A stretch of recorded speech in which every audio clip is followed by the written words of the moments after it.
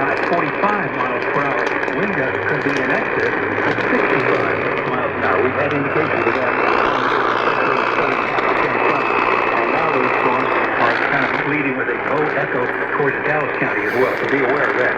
Again, clear thunderstorm warning for eastern Sharon and for all of Dallas County until 10:15.